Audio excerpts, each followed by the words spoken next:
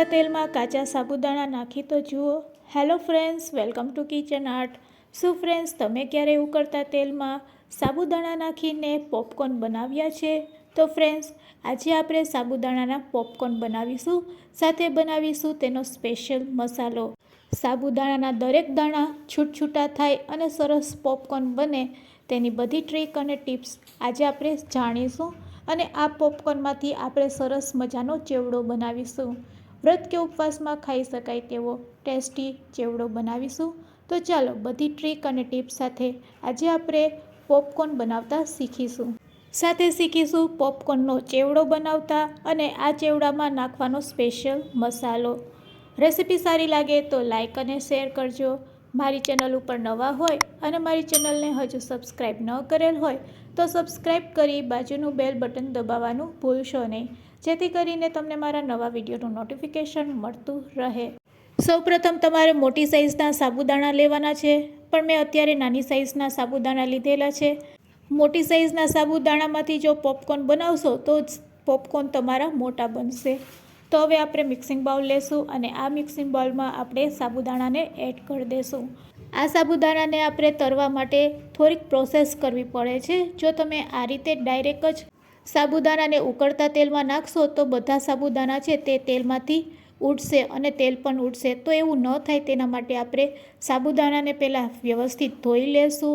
આ રીતે એક પાણીથી ધોયા પછી હવે આ સાબુદાણાને આપણે પલાળવાના છે. તો ફક્ત 2 થી 3 ચમચી આપણે તેમાં પાણી નાખીશું. તો ફ્રેન્ડ્સ, તમે જોઈ શકો છો, બસ એટલું જ પાણી આપણે તેમાં એડ કરવાનું છે. અને આ સાબુદાણાને હવે આખી રાત અથવા તો 2 કલાક કે પછી, અને જો સમય ન હોય તો ગરમ પાણીથી આ રીતે તમારે સાબુદાણાને પલાળી દેવાના, એટલે 2 કલાકમાં સાબુદાણા છે એ સરસ પલળી જશે. તો હવે સાબુદાણા આપણા ઓલમોસ્ટ પલળી ગયા છે અને બધા દાણા આ રીતના છૂટછૂટા થઈ ગયા છે. હાથેથી દબાવીને બતાવવાનો પ્રયત્ન કરું છું. હવે આ દાણાને આપણે સ્ટીમ કરવાના છે. તો અહીંયા આપણે ઇડલી સ્ટેન્ડમાં તેને સ્ટીમ કરીશું. તો ઇડલી સ્ટેન્ડની ટ્રેને આપણે પહેલાં તેલથી ગ્રીસ કરી લેશું અને બધા પલાળેલા સાબુદાણા છે તેને આ રીતે સેટ કરી દેશું. પ્લેટને જ્યારે આ રીતે સેટ કરતા હોય છે ત્યારે ગેસ ઉપર આપણે પાણી પણ ગરમ કરવા માટે રાખી દેવાનું સ્ટીમરમાં, જેથી કરીને પાણી સરસ ગરમ થઈ જાય.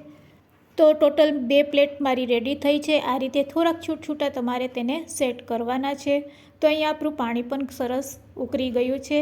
તો ચાલો બંને પ્લેટને આપણે સ્ટીમરમાં સેટ કરી દઈશું અને હાઈ ફ્લેમ ઉપર 10 મિનિટ માટે તેને થવા દેશું. 10 મિનિટ પછી આપણે તેને ચેક કરીશું. તો ચાલો લીડથી તેને ઢાંકી દઈએ અને 10 મિનિટ માટે તેને સ્ટીમ કરી લઈએ.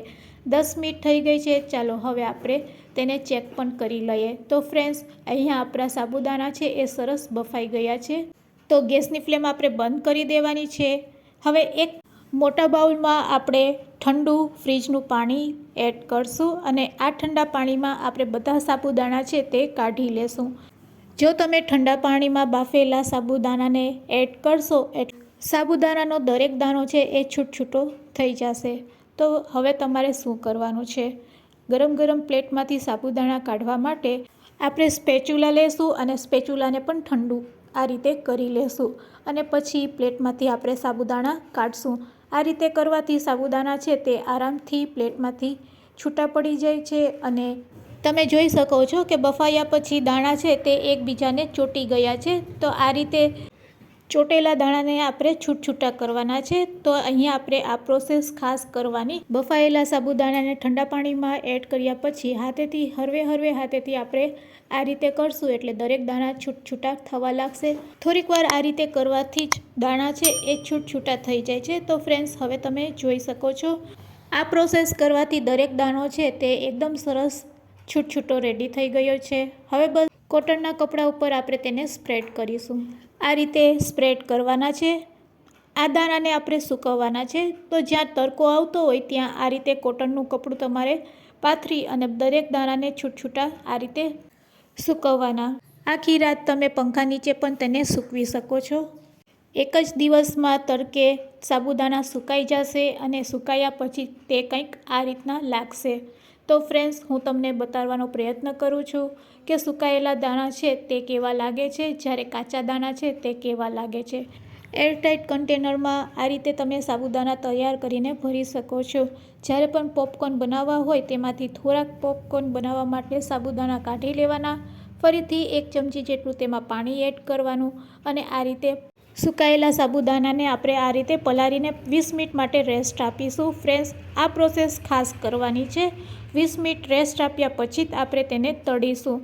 તો હવે આપણે ગેસ તરફ જાશું, તેલ ગરમ કરીશું અને તેલને ચેક કરીશું. તો અહીંયા તેલ આપણું સરસ એવું ગરમ થઈ ગયું છે. તેમાં થોડાક સાબુદાણા આ રીતે આપણે એડ કરતા જઈશું. જેમ જેમ એડ કરતા જઈશું તેમ તેમ સાબુદાણા ઉપર આવશે, એકદમ પોપકોર્નની જેમ ફૂટવા લાગશે, ફૂલવા લાગશે. અને તમે જોઈ શકો છો દરેક સાબુદાણો છે આપણો તે છૂટો તળાય છે. તો બસ આ રીતે તળાઈ જાય એટલે આપણે આ રીતે તેને તેલમાંથી કાઢી લેશું. બધું તેલ આપણે નિતારી લેશું. આ રીતે આપણે જેટલા પણ પોપકોર્ન તળવા હોય તેટલા આપણે તળી શકીએ છીએ. તો કાચા સાબુદાણા તો ક્યારેય નહીં તળવાના.